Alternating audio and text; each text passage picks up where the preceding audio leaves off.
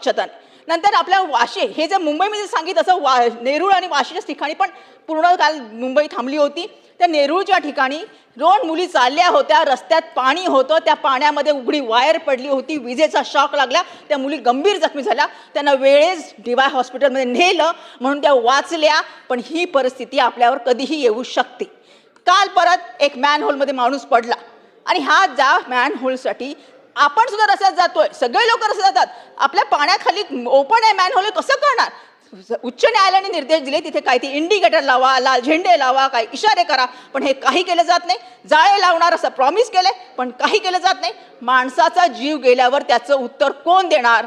माणसाबद्दल ते काही तुम्हाला विचारणार नाहीच आहे का? त्यांच्या जीवाचं 2 मिनिटं खूप महत्वाचा प्रश्न आहे.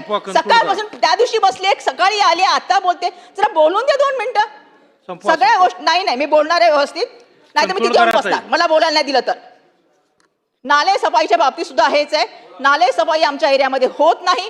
मोठे मोठे नाले तसेच खराब असतात. मी प्रत्यक्ष राऊंड घेतला, अधिकारी म्हणतो 80% साफ झाले, 2 मिनिटं होतो 100% साफ झाले. आणि जिथे मला कचरा दिसतोय की खाली कचरा दिसतोय, नाही फक्त फ्लोटर आहे. अरे आम्हाला फ्लोटर आणि कचरा कळत नाही का? आम्ही एवढे मूर्ख आहोत का? ह्या गोष्टी तुम्ही कोणाला सांगताय? आणि ह्या गोष्टी वारंवार घडतात. मोठे नाले असू, छोटे नाले असू, काहीच साफसफाई झाली नाही. ह्याच्यामध्ये भ्रष्टाचार झालाय आणि ह्याचा योग्य ती याच्यावर चौकशी व्हावी आणि ह्या अधिकाऱ्यावर योग्य ती कार्यवाही व्हावी. कारण माझ्या धारावीमधल्या सगळ्या गल्ल्या पाण्याने भरल्यात, त्याला उत्तर देणार कोण? कारण मी तिकडे गेल्यावर मला म्हटलं जातं ताई ह्या गल्ल्या तुमच्यामुळे भरल्या. नाही मी बोलणार आहे, ह्याचं उत्तर कोण देणार? सगळ्या सिनियर असं बोलायला देतात. मी तिथे बसणार येऊन, मला बोलायला दिलं मी तेव्हा बसणार आहे आज. ताई कंक्लूड करा ना, मी तिथे येऊन बसणार. सगळ्यांना वेळ द्यायला पाहिजे. माझे सगळे पॉइंट झाले पाहिजे. धारावीचा मुद्दा महत्वाचा आहे. हो पण सगळ्यांना बोलायला संधी पाहिजे. 1:30 वाजता संपवायचं, 1:30 वाजेपर्यंत मी समोर येऊन बसणार, मग आमदार मी बाहेर जाऊन बसणार. मग ताई शेवटचा 1 मिनिट बोला. नाही नाही असं नाहीये. 1 मिनिट बोला शेवटचा. नाही ते नेहमीच बोलून देत नाहीत. 1 मिनिट बोला. नाही मी बोलणार नाही तर मी इथे बसणार, नाही तर पायऱ्यावर जाऊन बसणार. सन्माननीय सदस्य चेतनजी तुपे. अध्यक्ष महोदय, अध्यक्ष महोदय, अध्यक्ष महोदय, 293 वरती मुंबईच्या अतिशय महत्वाच्या विषयावरती चर्चा चालू आहे. काय करायचं अध्यक्ष महोदय नक्की? त्या 1 मिनिटं बोलणार आहेत का? परत बसतो मग मी. 1 मिनिटात कन्क्लूड करा. चला.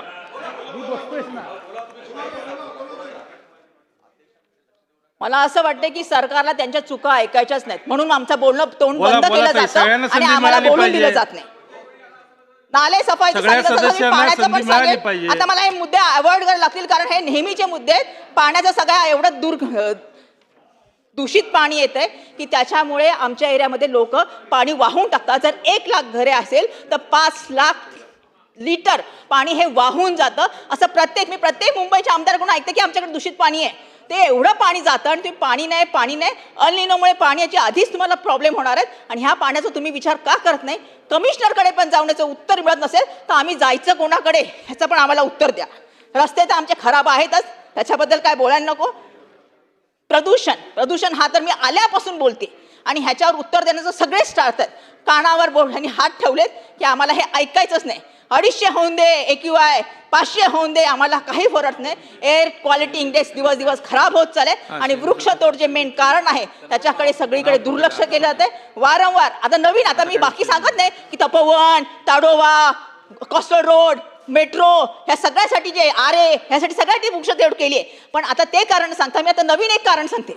आपल्याकडे वृक्षतोड केली जाते, त्याला नवीन नाव दिलंय वृक्षरोपण, पुनर्रोपण.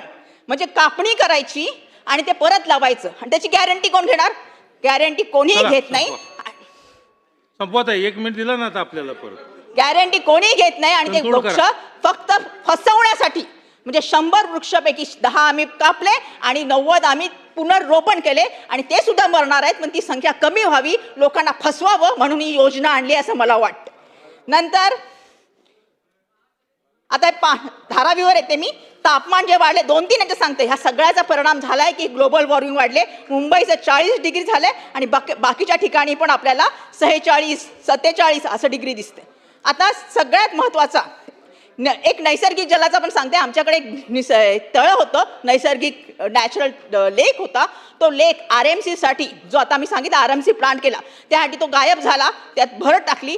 BMC ला विचारलं की आमचं नॅचरल तळ कुठे गेलं, ते सांगता आम्हाला माहितीच नाही, तिथे नाहीच आहे. लोकांकडे फोटो आहेत त्याचे, तिथे बरेच प्राणी होते, पक्षी होते, पण त्याचा काही लापता लेडीज हा पिक्चर होता, तसं लापता तळे हा आमच्याकडे विषय झालेला आहे.